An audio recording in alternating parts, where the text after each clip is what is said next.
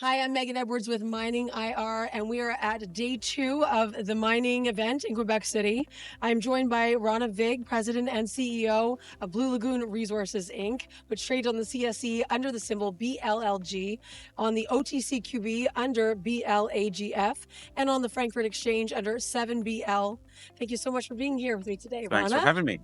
So, tell us a little bit about your background and how you got into the mining industry.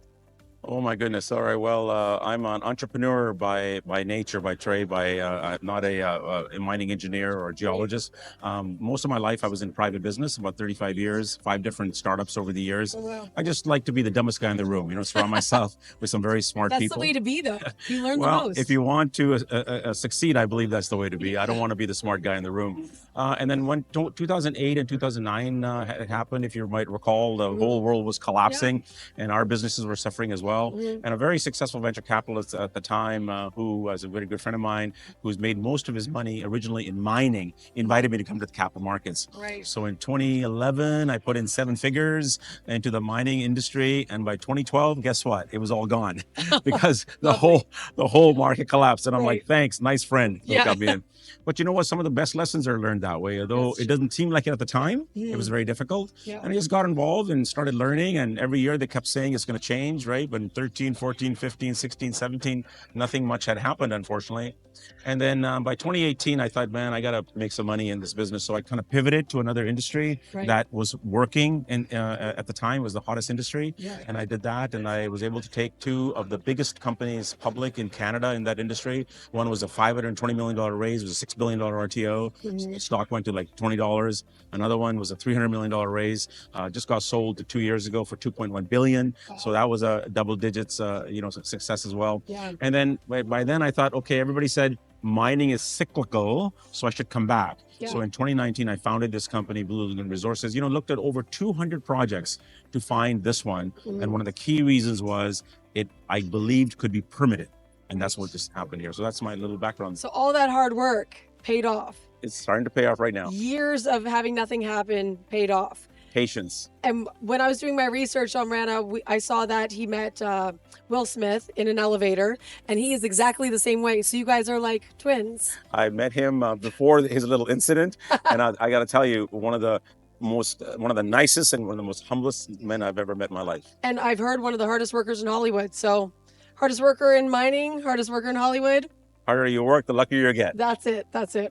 So can you give us a quick overview of Blue Lagoon Resources and your flagship Dome Mountain Gold project? Yeah, it's a drive-to project. It's northern British Columbia. It's Smithers. One of the beauties is, my staff jokes that they can buy a coffee at Tim Hortons and they can make it to the mine site and the coffee's still warm. Right. Wow. So it's fantastic to be able to do that in this industry. A couple of reasons. It allows me to attract some very highly qualified senior people who don't want to be, somewhere in the bush in a camp anymore. So the project is basically a gold project, a high-grade gold project that we can work on year-round. And of course, the key is that it's now fully permitted. Right. Well, that's great.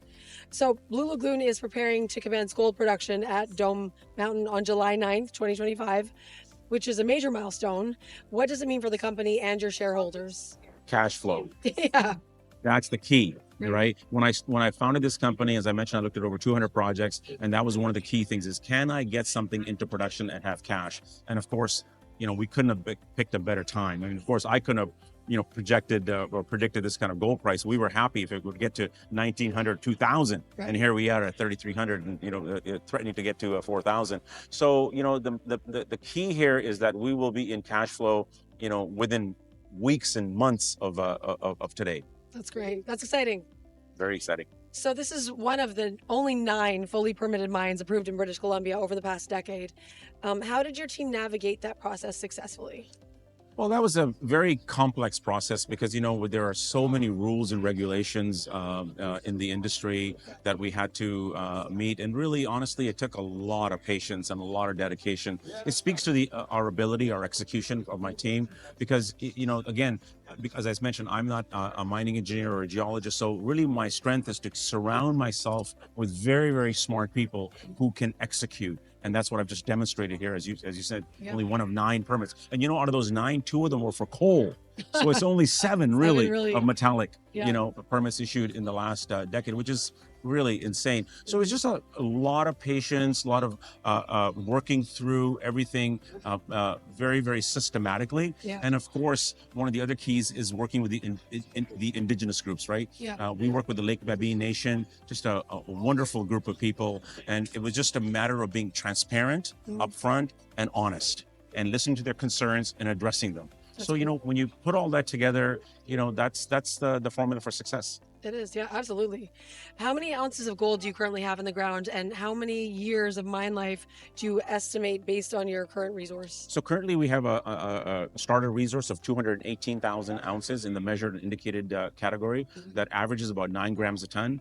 And that's another sort of a business strategy, right? I've raised millions of dollars in my career, and we had the opportunity to increase that resource here in the last 2 or 3 years. But again, made a business decision. One of the things I love about this industry is the gold, the copper, the silver, whatever you got in the ground, it's been there for millions of years. Yeah. It's not going anywhere. Yeah, right? exactly. So if you're patient, and what I mean by that is I could have raised a bunch of money here last year, or the year before, but the market was so bad, everything was so low. Why dilute at that point? So the 218,000 ounces gives us a starter resource. Okay, gave me enough for a 15-year mine plan at 15,000 ounces a year if we do nothing. Now, of course, we're going to do more, but currently with that 218,000, it gives us a basis of a mine. It gives us a 15-year mine life. And now we'll take the cash that we're about to generate and put it back into the ground to increase that resource. And if you look at our presentation, you'll see we have a clear path to at least 1 million high-grade ounces just on that one vein alone. And there's 15 other ones right around it. Wow. It's big. What steps have you taken to ensure the operation is fully ready for production next month? We got a whole team up there working right now. We've hired, like I said, some of the best consultants. Our team is exceptional. So methodically, we're working through all the processes. And one of the keys is I brought on a couple of very key advisors who have already been there and done that. People who have been involved in the mining industry for years and are very, very successful. Peter Bojos is an example, current chairman of Avino Silver. He's been involved in more than 20 mine openings and reopenings. So, getting those experience from people like that, right? Giannis DeCisos, who had a company in Guyana, who took it from 200,000 ounces to 2 million and sold it and is about to get into production. So you use the experience of these people to make sure that you're not making the same mistakes that they've already made. Yeah. Right. So that helps a lot. Absolutely. Tell us about your partnerships really quick, like those with Lake Babine Nation and Nicola Mining, and how collaboration has played a role in advancing this project. I know you touched a little bit on that, but let's hear more. Yeah, well, look, as I mentioned earlier, Lake Babine Nation, very, very key to make sure, that we got them to understand that we recognize that we're stewards of this land. The water is very important to them. The fish is more than just food; it's a way of life. Yeah. And one of the things, an early example, I'll tell you, one of the things that we did is make sure that the testing was done, properly. So if, for example, on one stream, we were mandated to do 5 tests, we sat down with our team and said, do we need to do more? And our team determined that we really should do 9. So without even having to be mandated or required to do, we went ahead and did 9. So the Lake Babine Nation people, they appreciated that, right? Because they're saying, well, you're doing these things on your own. So it's not all about the bottom line. It's about making sure you're good stewards. So that's one example. We're also going to be doing training programs, scholarship programs to help the community, to grow and to learn more about mining. Yeah. And then on the Nicola side, that's our toll mill partner. They came up there last year to our site with one of their directors, who's an engineer, who's put many mines into production. They loved it so much. Can you believe it? They put $1 million into our company, right? They own now 6% of the company. So that's strengthened our relationship, with them, right? Sure. So these are little steps that along the way that we've tried to do to make sure that it's a partnership all around, because it's not all about me, right? It's got to be about the whole team and the extended team. Absolutely.